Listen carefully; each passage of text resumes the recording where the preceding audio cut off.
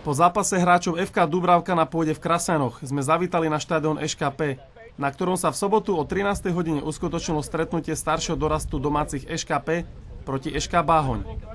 Muži si zmerali sily medzi sebou minulý týždeň s výsledkom 3-3.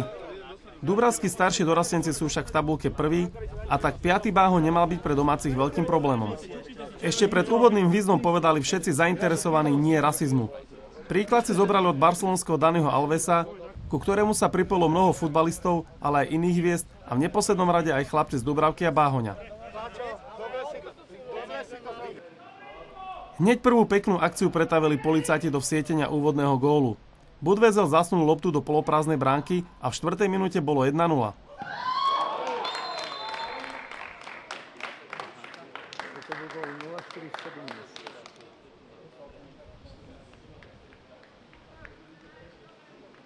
Báhoňčanom veľmi defenzíva nevoňala, čo bolo vidieť pri návrate do defenzívy počas šance Budwezela. Ten však tesne minul.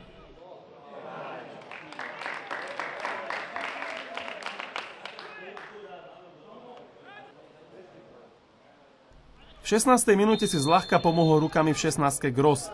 Rozhodca odpískal penaltu a po 4 hodine hry bolo po premenenej penalte z kopačky Michalíka 2-0.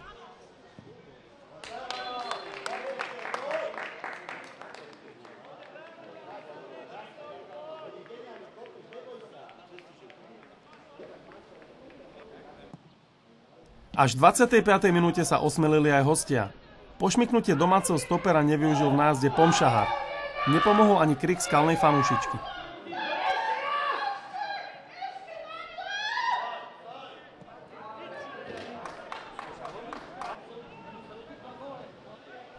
V 40. minúte sa z očí voči Gašparovičovi ocitol Vrábel. Hlavou usmernil loptu len na brvno.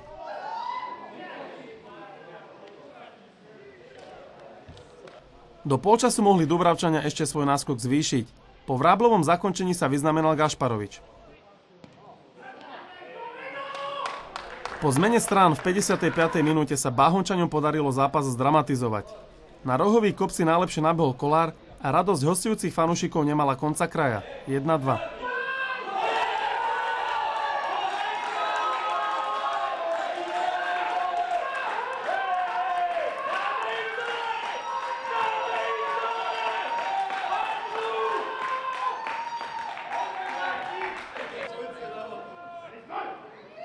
Lenže dráma sa nekonala. V 74. minúte Michalík krásnou tiahlou strelou upravil skóre na rozdiel 2 gólov. 3-1.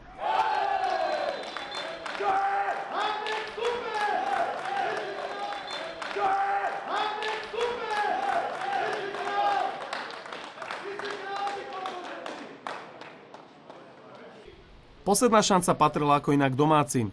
Skrumáži najprv noge zaváhal, za čo ho po dorážke Vaškovič poriadne zostrelil.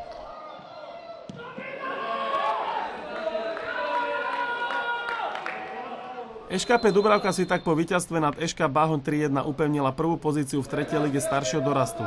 Tréner domácich Xavier Simoes mal na zápas takýto názor. V prvom rade by som chcel pogratulovať Báhoňu, lebo si myslím, že od minulej časti urobili veľký progres a je vidieť, že keď sa pracuje s tými hráčmi, a osobne sa poznám s trénerom, takže sme si povedali nejaké veci a fakt sa tam snaží robiť s fotbalom a takisto je ako túto v ŠKP, že sa snažíme tým chlapcom dávať maximum, venujeme sa im maximálne, tak ten výsledok je toto, čo bolo tu dneska. Ako by som hodnotil ten zápas, myslím si, že tí chlapci od začiatku chceli vyhrať, od začiatku maximálne podávali ten výkon, ktorý sme očakávali od nich a možno niektorými chybičkami, ktoré si myslím, že aj terén bol ťažší, aj vietor, ale myslím si, že chlapci podali dobrý výkon. My nehráme na nakopované lopty, sa snažíme hrať normálne zozadu, rozohrať a myslím si, že hneď rozhodujúce bolo na začiatku, že sme dali veľmi rýchly gól. Potom bola tá penálta, čo ako tréner z Báhoňu povedal, že to tak nebolo a kričal, ale myslím si, že to bola vyložená penálta. A po takých 20 minútach tak troška tá hra bola vyrovnaná a my sme troška išli do otlmu, kde na to aj Bahoň v podstate náš troška tlačil, ale potom ku koncu aj cez prestávku sme si povedali určité veci a viete, my počas celej sezóny máme strašne veľa šancí a nepremeniame, čiže keby sme viacej tie góly dávali, tak možno aj tá hra by bola ešte lepšia, aj možno ten rozdiel by bol úplne iný, ale hovorím, musíme viacej pracovať s tými chalanmi na zakončenie a myslím si, že by to bolo oveľa lepšie.